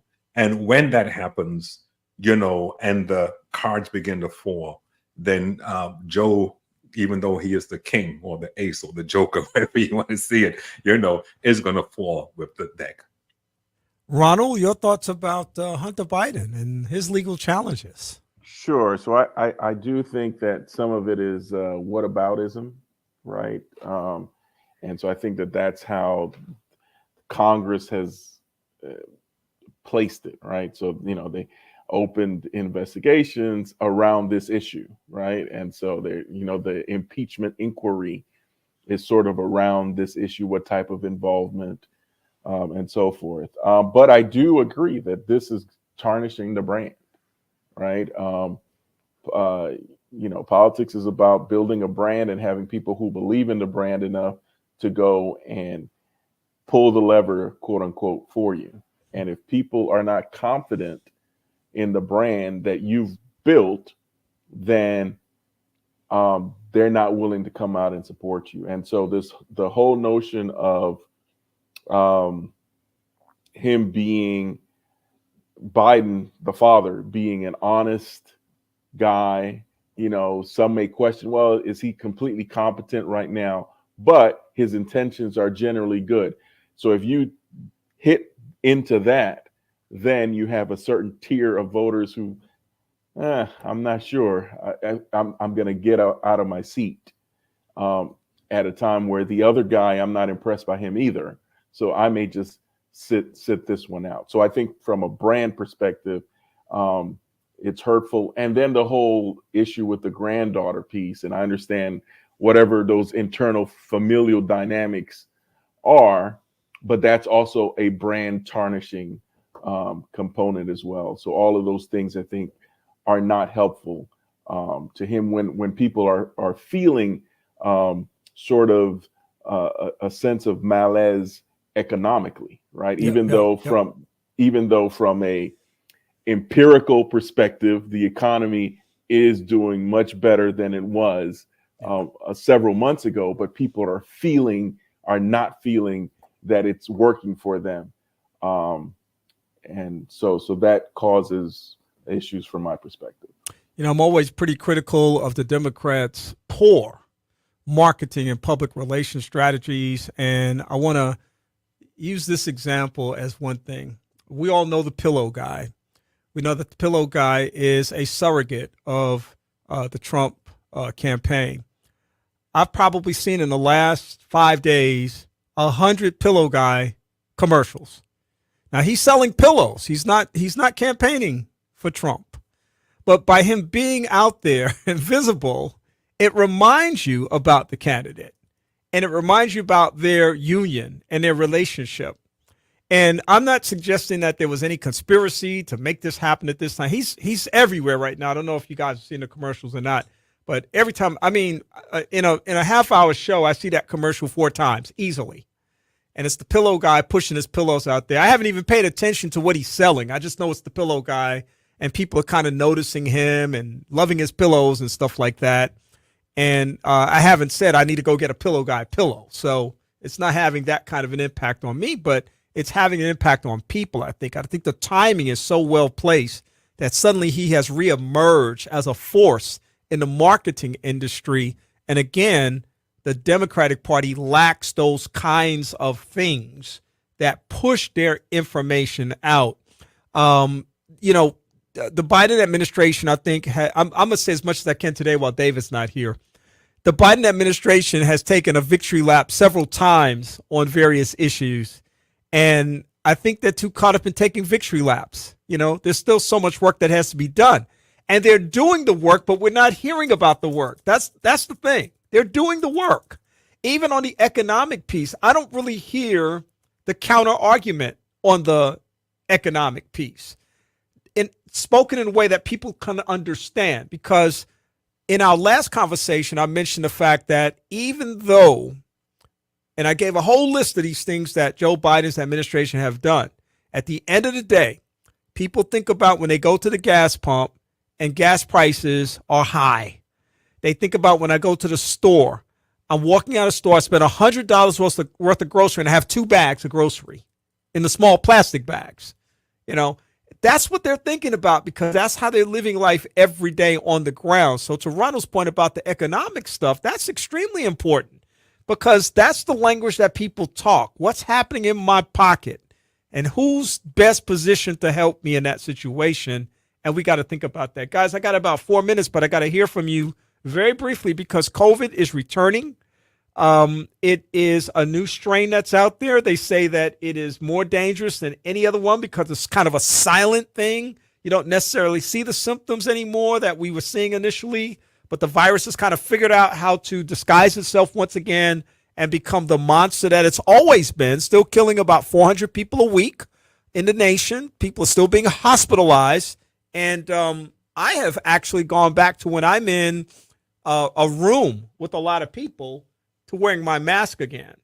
And I'm the only one in the room. I don't care that I'm the only one in the room, because the only person I need to protect is myself. And I wonder what you all are thinking about what we're hearing about the upcoming flu, COVID, and triple threat season that is upon us. Dr. Burton. Yeah. So, of course, I'm working in a hospital setting, and I usually take the pulse of the various bulletins that come out on a daily basis. So they haven't yet raised the alert here, you know, and those people are chaplains on the floor. I've seen some of them with their beards, which mean that they don't have to wear the N95s all the time. So I'm hoping it doesn't get to the point where we're having these huge numbers of hospitalizations again. I'm thinking that with more people taking the vaccine, there are going to be less sort of hospital incidents, even though the cases may be going up. And I'll be interested to see who is being admitted into the hospital. And so I haven't looked at the statistics yet to see if these are unvaccinated people, people with pre-existing, you know, conditions, etc. I really don't know. But I have noticed, even though I'm not one of them, but I have noticed that there are more people wearing masks these days. Yeah. And we should be traveling soon, my wife and I. So I think I may just do that, because being on an airplane in a closed place, I wouldn't be able to go and enjoy my cousin's wedding without being infected or infecting anybody else. Absolutely. Dr. Greene, your thoughts about where we are with COVID?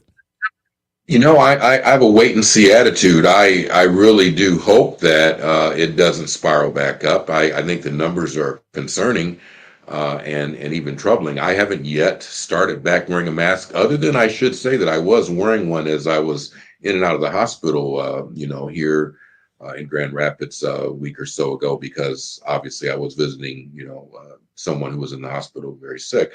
But I haven't got to that point where I've started wearing it back in public, but I have no problem with that. I believe that masks can be very effective tools at helping to prevent the spread of these sorts of viruses and diseases. And so I'm watching, I'm paying attention, and I might well be where you are very soon. Yeah, yeah. And for me, a big part of it is, again, the personal nature of it. It's always been that for me. I wore my mask probably longer than most people did, even though there were still a lot of people wearing them when I stopped wearing it. But it's really about me. For that time, I was living with my mother-in-law. She was only vaccinated twice, because the second vaccination actually damaged her heart and actually put her back in the hospital. And so we understood that we had to be very sensitive. She was not boosted, and I'm out all the time. Sonia was at home all the time. So I had to be very sensitive to that. And so I took my time doing that. I also, as a almost 66-year-old man, I've got asthma, I've got diabetes.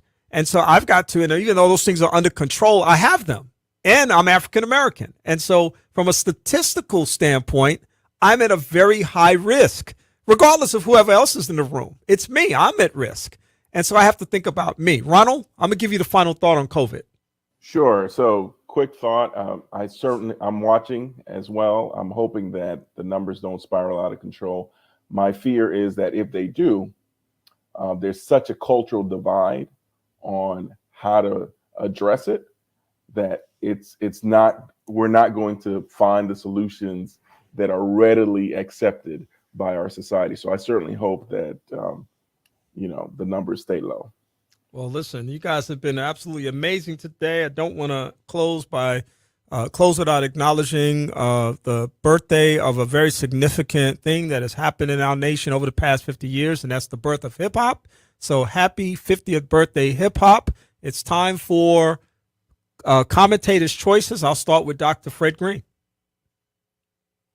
I'm really in a mode, Kenny, and my fellow participants, where I'm really thinking more about justice and more about what we need to do as individuals. And I just want to read a quick text that I think represents my thoughts. Micah 6:8, and many of you know this text, but it says, "He hath showed thee, O man, what is good, and what doth the Lord require of thee, but to do justice and to love mercy and to walk humbly with thy God." And that's just my final thought for the day.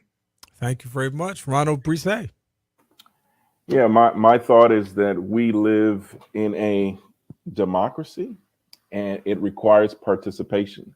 And so we all have to participate in whatever sphere we're in. And whether it's in the church sphere, the academic sphere, or in the corporate sphere, we have to be engaged and can't be bystanders and allow things just to happen. So we have to, roll up our sleeves and do what we need to be done. Absolutely. We need to be fully engaged. And finally, Dr. Burton. Yeah, I just wanted to share a little something about Dr. Johnson Varkey. He was an adjunct professor, or he is an adjunct, or was an adjunct professor at St. Philip's College in San Antonio, Texas, and was recently told that his services were no longer needed, and they gave him the reason why. Apparently, some of the students were complaining about the way in which he taught science. And apparently, his student evaluations were great. But there were some students who walked out of his class when he dealt with the issue of genetic sexuality, XXXY, because he spoke about women and men, XXXY sort of thing, and they thought that he was being insensitive, etc. Now, of course, I don't know the full story, but everything I've read about it, this seems to be the reason why. And I feel that with issues like this happening, we're always going to have those on the right who are going to hold on to some of their positions because we don't have the room sometimes, even on the left, for the freedom for people to state a biological fact, actually, and draw a conclusion that may not necessarily be true as it relates to one's psychological identity, in a sense. But if one is saying this is science, this is biology, then why should a person lose their job? And so I think that there needs to be more openness and dialogue, particularly on these issues that may be divisive. And yes, there are some lines that should not be crossed, but I think there should be a chasm in the middle where people can agree to disagree. Gentlemen, Dr. Keith Burton, Ronald, Brise, Dr. Frederick, Greene. It has been a tremendous privilege and honor to sit at your feet today and be able to hear from you about a variety of different topics and ideas about things that are going on in this world that people are probably talking about and debating on. You have provided insight and perspective that has been useful to all of us today. I want to thank you for being part of this discussion and look forward to the next invitation.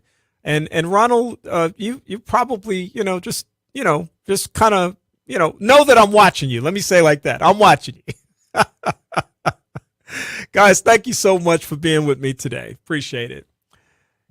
What's going on? My social and political roundtable takes place every first and third Sundays of the month. It's my opportunity to get information and perspective from some of the brightest minds that I know on this planet. And I'm always privileged and honored to be able to have the opportunity to talk with them. I'm going to come back in just a moment and tell you about the big show that we have on next Sunday, which will be absolutely amazing. You don't want to miss it. And I'll be back in just a moment. Perhaps you have some ideas, comments, or suggestions that you would like to share. Or perhaps you'd like to be a guest on the broadcast. We'd love to hear from you. Please feel free to email Kenny Anderson at mxlife@aol.com, or you can like us on the Second Chance Facebook page. That's 2ND Chance. And now, back to more of Second Chance with Kenny Anderson.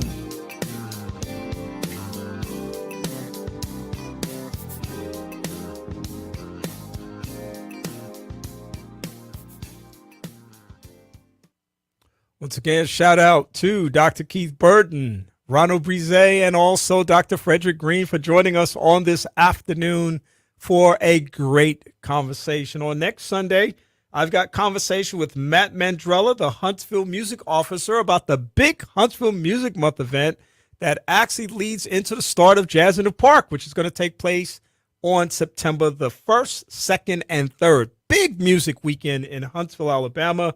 You don't want to miss it. Karen Peterson of Wellstone will be here to talk to us about a brand new reading initiative called Well Read. You want to learn about that. Dr. Uhura Williams, who is a distinguished university chair and professor of history and founding director of the Racial Justice Initiative at the University of St. Thomas, will be with us to talk about driving while black. We'll talk to Lee Langston about a national voter registration program at the Alabama Nonviolent Offenders Organization throughout the month of September. And also Dr. Joyce Bellamy will come and talk about a special program that is actually focused on children, youth, and music. You don't want to miss our conversations on next week. Again, we look forward to another great opportunity to share with you on this platform. As always, it's my privilege to be here with you on Sundays from 2 to 4 p.m. Central Standard Time. For those who listen on 90.1 FM, those who tune in on the internet at WJOU.org, and those, of course, who experience the bonus cut, which is our live feed on Facebook and YouTube at Praise 90.1 FM. Thank you for joining us today. I hope that you have a great rest of the week. Remember, as always, knowledge is better than riches. Have a great afternoon, and we'll talk again soon. Good day. Thank you for tuning in to Second Chance. We hope that the information that was shared has been a blessing to you and that your life will be enriched as a result of it. We'd love to hear from you. So please send your email comments to Kenneth Anderson at mxlife@aol.com. That's mxlife@aol.com. And check out our Facebook page, 2ND Chance. That's 2ND